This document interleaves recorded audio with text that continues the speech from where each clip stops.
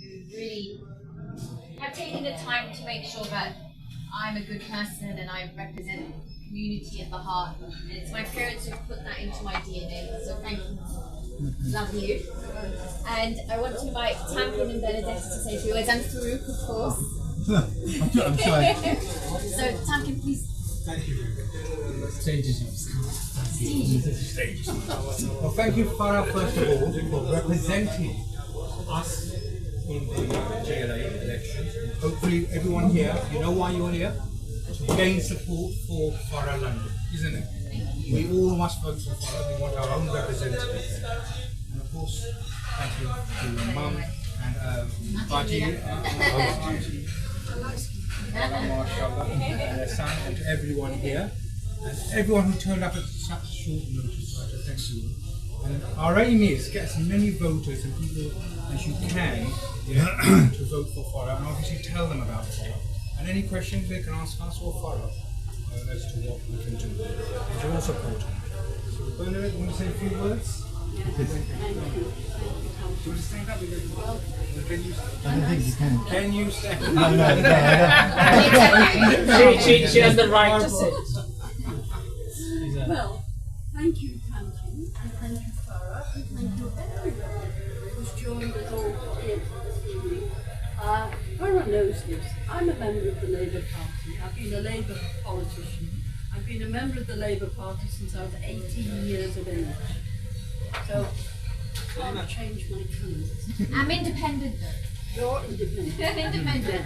It's the orange ballot paper. You can vote Labour the other. What I do value and appreciate is seeing a young woman like Farah taking an interest that she is doing and prepared to give her time, her effort, part of her life. Because when you become a politician, it takes over. And I do wish you success. We do need more good women in politics. We love the men, but you know, we need to. Oh, this is sweet. Thank you.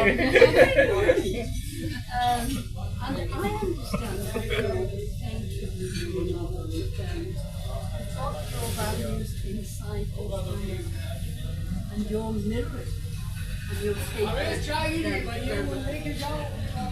So good luck in your campaign. It's hard work, and I sincerely hope you get it. Thank you. Wow. Thank you. You know, a testament to running in politics, yes, it's absolutely hard.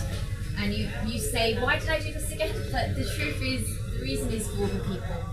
It's the passion. When you really care for a cause, it's passion and purpose. And when you have passion and purpose and you want to make change for people, it's a fundamental mission that you have to achieve. It's something you must do. And you know, I have that fire in my belly, and I will continue to fight for the people. I'll continue to represent communities across London. And it's nights like this, you know, bringing community together. That's why we're here. That's what we want to protect. And I just have to again say, you are a role model. You know, your political career, your work, your advocacy, everything that you've done. You know, you really are a role model to me. And I only hope I, you know, get to, you know, walk in the path that you've taken and really change lives along the way, because you have changed so many lives and people always look up to you, speak to you with so much admiration and respect. So thank you for everything that you've done. People also have given to me has been so significant and important in my life. You know, when my son died, I knew the friends I had, and I never realised the numbers I had. And that's when you learn about values and community. And I've always said, when communities come together, everybody's a winner. And it's just so true. It's just so true. And, you know, I lived in Pakistan when I was a young mother. I experienced life there. And I came back to England with the mindset, I've got to give back. And that's what started off my interest more greatly in the political world. Yeah. It's about giving back. Exactly. And you're in the same. Absolutely. You know, I thank you for your support, but I can't do it by myself. I do need the support of the community. I need the community with me to support me so then I can do my job and represent you. And I just ask you, please spread the word. On May the 2nd, or when you get your first vote, the orange ballot paper, it's the London Assembly, the GLA, London-wide. I would appreciate your support. And again, I'm always available. My mobile number is on the flyers. I like accessibility. I have a website, farahlondon.com. So again, accessibility, mobile numbers there. The social media would be I have everything. I have everything. The only thing is, people don't come out and vote. We've got That's to what I encourage. said, yeah. No, but we've got to encourage our people to vote. If they say, "Oh no, you're not going to make a change," There's only one register. There is a choir I know, Yes. and it's in America too, where people are disillusioned with politics. Yes. They are. And that's another dynamic to the current state. And that's why it's called the rise of the independents right now, because people are leaning more towards independence. I'm obviously going up and down London, and the moment I go over and say I'm independent, they say, put your poster up. Because they want to support the independent voice. It is the rise of the independence. It is time for change. So again, let's put the first independent on the London Assembly. Let's make history, and we can do that together. And we'll all come up and sit on the table of the London Assembly. You're welcome. Hooray! And I really want to thank Farouk and Tamkin because you know you've been so kind at the core of supporting me and really spreading the word, and I thank both of you. Thank you very much. Thank you. How many votes do you need, by the way? Questions? Everyone on the screen. So for the GLA, you need the support of all of Yeah, I'm all of doing the London. London-wide. So the London-wide means I can take votes from any of the 33 boroughs across London. So also, I mean, when it comes to elections and all of these that stand up, you've got people who are councillors, which most people understand, which are local. Then you've got MPs who are local. But I don't think many people understand what a GLA member does. No, they don't, and that's why it's the most underrepresented seat because it's one of the most powerful seats in London. The GLA is effectively the Parliament of London, and the GLA's responsibility is to hold the mayor accountable, but also approve or veto the main policies, the budgets, but most importantly to influence as well. Sit on important committees such as policing, transport, youth, education, and I believe in working as a team. I'm not going there to argue, I'm going there to make change happen, and you do that collectively working together, bringing common sense to the table. So I want that seat because I'm not of the party, I can speak your voice, your voice, your voice, your voice, your views, because I don't have a party above me telling me what I can and can't say. So therefore I have a stronger voice, and I have a voice, and I like to use my voice. And that's why we need an independent then. An independent voice. Independent voice, exactly. Well said. Without the witch. I'm sorry. Again, as an independent, as most independents are, you are by your very nature independent out of all parties, and Yes. most parties are going to be pushing their candidates to be there. Absolutely. And when you go for the vote, you're going to be one voice against a whole bunch of Labour candidates and a whole Well, bunch of Tories. that's a good thing right now. When I'm going canvassing, they're fed up of the parties and they say, "Oh, you're independent." Right now, it's again people like the independent voters. Independents are doing very well in elections because people don't want to vote Conservative. They don't want to vote Labour. They want something different. So you're bringing something different to the table. And again, They don't know that there's an alternative. and No, again, I know. But, again, you most know. people won't know what the GLA does. In Yeah, effect. I mean, no, they've they got no idea. don't. They don't. Most people I talk to, they have no idea. But then when you tell them, they're like, "Oh, that's really important." Exactly. And most people probably don't even know they get a vote in the GLA. They know they get a vote for a Yeah, councillor. you have loads of ballot papers, but no one knows. No, exactly. And that's why I say it's the orange one. I wanted to know what's the threshold of votes you need. I actually only need 120,000 votes to secure the seat. When I ran for Mayor of London 3 years ago, I got 60,000 votes in a pandemic, in a lockdown. And again, I was by myself with two girls knocking on doors because we only got 5 weeks to campaign. So if I managed to get 60,000 just by speaking, with the community now behind me across London, I can do it. Do you get postal votes as well with GLA? So I would The suspect that would be postal the votes thing to come out on the vote for. 14th. Find it yourself to stop on the London program. The On London. the London program. Program. Yeah. That's a good idea, yeah. Yeah, but you should try and get yourself to stop it. So the problem is the problem with the independents and the GLA, it's not given much attention, especially the GLA. They focus on the Mayor of London elections. So when it comes to the GLA, the newspapers, the radio, they're not talking to any London Assembly members. They're all focused on the Mayor of London. So that's why you have to work extra harder, because again, no one knows what the GLA is. But yes, absolutely. You have to push yourself out. I'm doing lots of radio shows and doing lots of community shows, local radios. So I find being at the heart within the communities is the best thing. Wouldn't you get a stop on the Politics London on Sunday morning? I can try. If you know anyone, let me know. I will welcome any introductions, and of course, newspapers like yourself are very important as Because well. they bring on the candidates. Yeah. But it's basically the media exposure that you need at the end of the day. Absolutely, So absolutely. even things like newspaper reviews that they do Pushing them every all, day. pushing Exactly. them all. But it's just Newspaper they don't reviews. usually cover the London Assembly. So you have to But push they hard. pull people from all sorts of backgrounds to do the Yeah. coverage. Yeah. What about Islam then?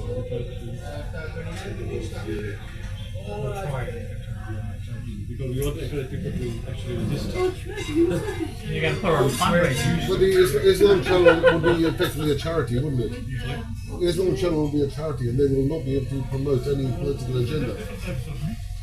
Yeah, They fundraising. They tend to welcome independents more Okay. because you're not a political party.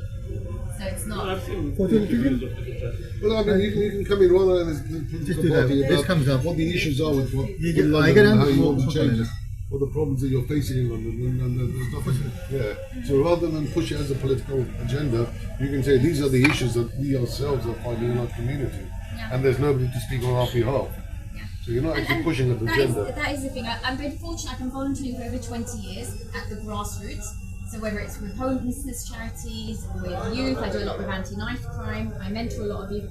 So I've been really fortunate to have that relationship across London, to really understand Well, I the told problems you, that we but have buy me in a drink society and first. actually represent common sense solutions. That's what's missing, common sense. Which is very wonderful. Yes.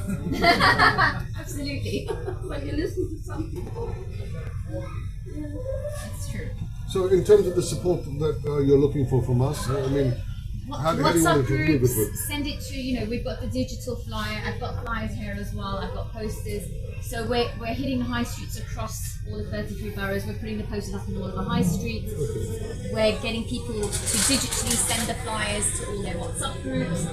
Listen, it's the power of the people. Oh, absolutely. The yeah. people unite, say, vote orange ballot paper. It's a simple message. And again, because people don't take notice of the London Assembly, that's why it's more important to just get the message out there. And we can win together. This isn't about me winning, this is about us winning as a community to have our voice there around the table. If you want to make change, get a seat at the table. Simple.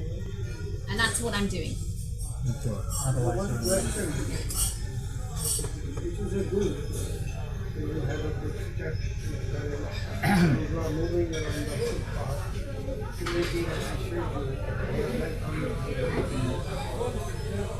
Go on the GLA alone. There will be Labour Party, Tory Party, Yeah. Democrat Yeah. Party, Green Party, Newspaper. Yeah. Yeah. National Party.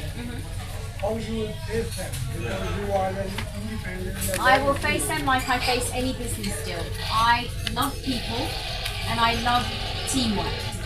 I don't see parties, I see individuals. And we're there to work together. And there they will work as a party. But you are an individual, how you will face them. You're there to work together. In a The massage. GLA, you're there to represent the people of London. And that is the work for my primary tip. objective. So my skills are, I'm good at networking and bringing people together. I'm not going there to cause fights. I'm going there, let's work together, let's do teamwork. It's uniting. for the better good. And they are humans, they're individuals as well, and they have views and opinions. So it's reasoning and talking to people. They don't say, I'm Labour. They may have a name, a voice. So for me, we work together.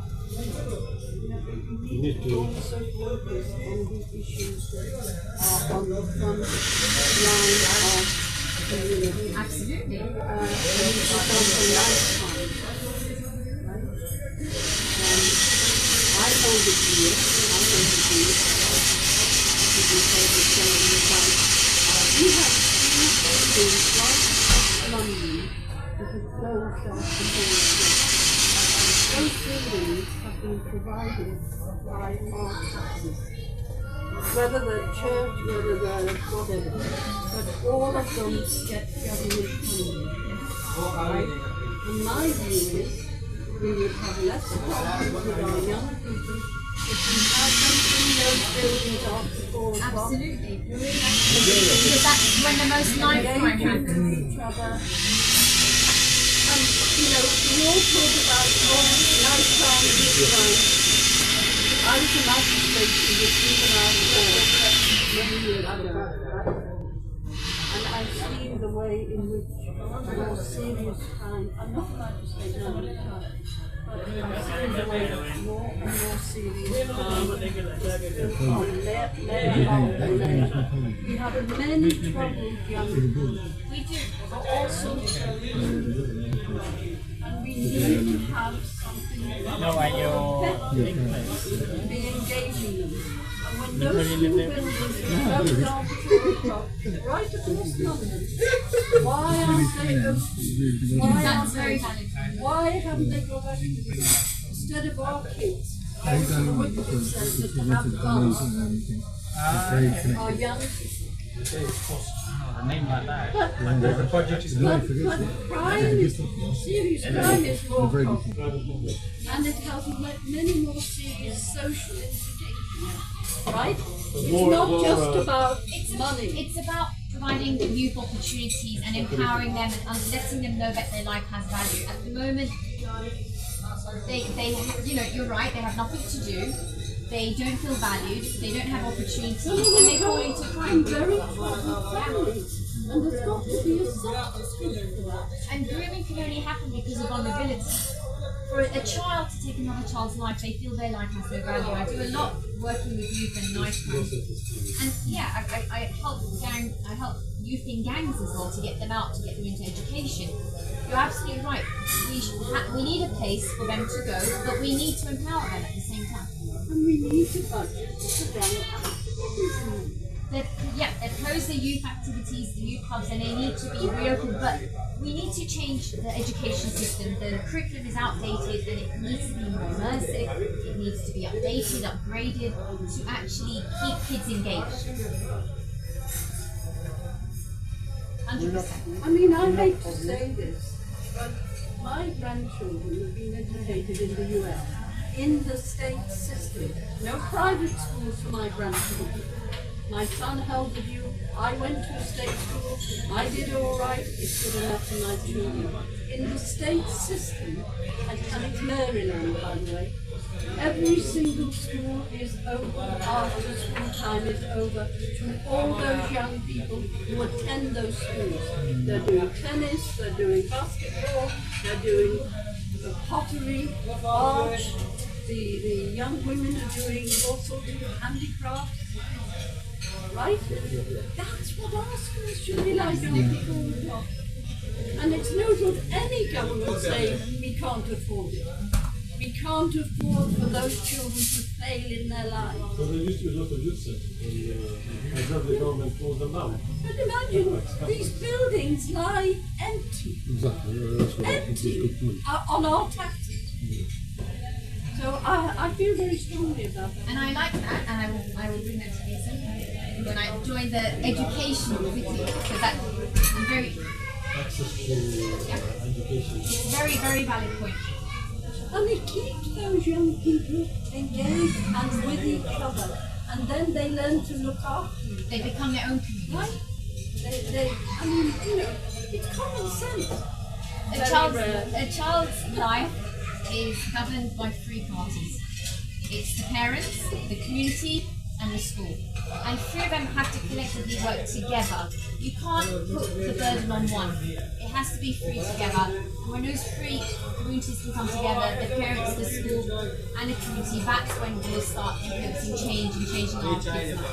But right now, with the crime, it's not acceptable, the education is not acceptable. We've let our youth go. We failed them. We have 96,000 young people in this country. We have one of the largest Young populations. Yes. And we have one of the largest youth groups in London. And what is there for them? So, getting back to this, I mean, I like the idea of keeping the schools open to 11, 12 o'clock at night. Well, not, well, I mean, No, but I mean, with facilities. Well, no, not the school. You finish the school, but then you've got the extracurricular activities. Yeah. So that's what I meant in terms of the extracurricular activities. You've got sports, you can do a match, 1.5 hours But each not side. until 11, 12. Just at There Long should be a enough. red light. There should be a Yeah, red by light. 11 or 12. Long enough to make full use of it. The other side of it is Let me come. the other side of it is the funding you're saying. That obviously to keep that it needs to be supervised up until that time. The funding for that, who's provided by that? Is that provided by In central fairness, office? there's a number of charities. No, you don't need to that. There's a number of charities at the grassroots which just need a space. So if you could get the charities in, provide them the space, they have the programs. So you could actually you can fund this through the charities. That's why I said I've done extra communities costs. working I've together. got extra costs. Well, but they need the Help space. the London Child is a big charity. Yeah, they need the space. They don't have Seek space. funding for Help the London Child. And the lottery fund They're as going well. to be yeah. paying that And anyway. London has the most have wealthy educated charities in any city in this country because they're all inherited, right? Like, you know, the Carnegie Foundation in America. It was a Scot, Which one? the Carnegie, Carnegie, yeah. right? It was a Scot who emigrated to the US who set up the Carnegie Foundation. And before he left Scotland, he invested in these open spaces, the Green Park, a recreational facility for the community, right? And he wasn't a rich man, he was a man with ideas at that point. Vision, with a vision. If you ask all of these youth charities, what do they need? Space. Number one, they need space. So if you can team up the schools and the charities together, it's a win-win situation. Because they actually have the programs for the youth to empower them. How would you? And the young people themselves, I mean, in the schools where our kids went to in the US, they don't have people supervising. The kids, the older children supervise the younger ones. They organise the activities, they get the equipment together, right? Because the first thing they'll say here to you, because I've been a chair of governors in a number of schools in London, right? Oh, the first thing they'll say to you, oh, they've got to be supervised. Well, why can't you train children up to be self-disciplined and invest in something that's going to be good for them, right? And put them in charge. I was helping my granddaughter some years back in the US in a summer project, right? She was raising money for charities, and she had about 20 kids in this church hall. And I said, Hannah, how can I only help you? She was doing it for charity for a week. So she had these kids, she was teaching them Indian dance, right? She had a little brother and sister, and they were very destructive. They were being really naughty and difficult. And I said to my granddaughter, Hannah, come here, let's have a little chat about these two little ones. I said, make him the teacher for 5 minutes. This is a child 9 years of age. I said, make him the teacher. Put him in charge. So we did this. That child's behaviour completely changed. And he was the teacher. He was giving orders to the other children. And you should have heard him. He knew the jargon. He knew what he was hearing. But the point is, you need to invest in young people to be decision makers in the world and their environment. I I'm an ex-foster mother. So We understand. Trying to invest in the children. You have to invest in children because that's investing in the future. It's true, no? You have to. That's why it's about empowerment. Because our schools, and we are lucky. We should work. when a child fails, society fails. Absolutely. Anyway, I've done enough talking. Be quiet. Well, thank you for everyone. I don't want to keep you because I'm sure you've got families to go back to as well. But thank you for your time. I'm going to give you some leaflets. Yes. Or a nice plan. Yes. So what do you do? Again, the problem with knife crime is I work a lot with knife crime, so I understand it really at the heart. You've got a few different problems. One is grooming, because kids are getting kicked out of school because their learning disabilities aren't being recognised early. They get disruptive, they get kicked out of school, they get groomed, go into gangs. That's one element of knife crime. The other element is poverty, which is causing theft across, and then children are bored. So it's crime. The law and order, the sentences aren't tough enough. So therefore, if you get 2 years for a knife, it's a badge of honour for a lot of kids. They don't care. Also the gang mentality. That's it. But to break up that gang mentality, you have to empower the children, give them opportunities. Because they don't feel there's opportunities, they start selling drugs, getting into gangs, because they see there's lack of opportunities. So by empowering the youth and actually giving them education, giving them opportunities for work experience, that's what they need, that's what they want. But they can't get work experience. They try to get jobs, they can't get them. So then they see no alternative but to sell drugs. And then it just unravels. And again, because a lot of them are from broken families, they don't have that support mechanism at home. So there's many things. Knife crime is very complex. It's not just one situation. There's lots of different things or factors which are going on. But one of the main things is children feel no value. I'm just thinking in terms of one of the issues is gang violence. How do you break up with gangs? I've taken kids out of gangs. I've got kids out of gangs. They're finishing their degrees now. It's because I take the time to listen and say, your life's worth something. What do you want to do?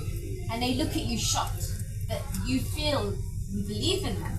When all you have to do is believe in that one child. If you can change one child's life, it's called the domino effect. Because I read actually a report, an article. Because with this, what's happening in Gaza, a lot of young Muslims have been energized to campaign for Palestine, protecting the war, marching, etc. But then the question mark is to, obviously, this will continue or not continue, and then where are they going to put their energy in? See, this just tells you This is a big question, because otherwise they might end up with... Everyone needs passion and purpose, including the child. They need passion and purpose in life. So we need to provide them passion and purpose, which gives them the fire to become something for themselves. So that's their fundamental right as a child. We need to give them that. And it's good their energy is going something, but you're right, it needs to be redirected for themselves. But we need to tell them they have an opportunity. Yeah, because eventually they might fizzle out, or they end up becoming extremists, or I don't know the way. It has to be managed. Again, the parents, the community, the schools. We need to manage it collectively. We need to work together. Another issue, and that's child exclusion. And it's very interesting that there are certain sectors of the community have got the highest exclusion rating. And there's another thing. I can never understand how a school excludes a child. Because the whole purpose of a school is education. And if the child is having issues, you need to deal with them in a way that says to that child, we value you, but you've got to be part of the change too. You've got to do your bit, because we can't have a situation where in the classroom you're disturbing the other children. Make a deal with it. And when they get excluded, that's when the school doesn't see what's going on, the council doesn't, and then that's when they get groomed by gangs. That's the most critical. They're in the witness centre. Sports is like the youth are attracted to sporting activity. And sometimes Creative studies. That's why the education system needs to be updated. sporting facilities are inadequate, maybe sometimes too early, not open normal hours, that sort of thing. I've got my mobile number at the back of the flyer, so please feel free to call. Yeah,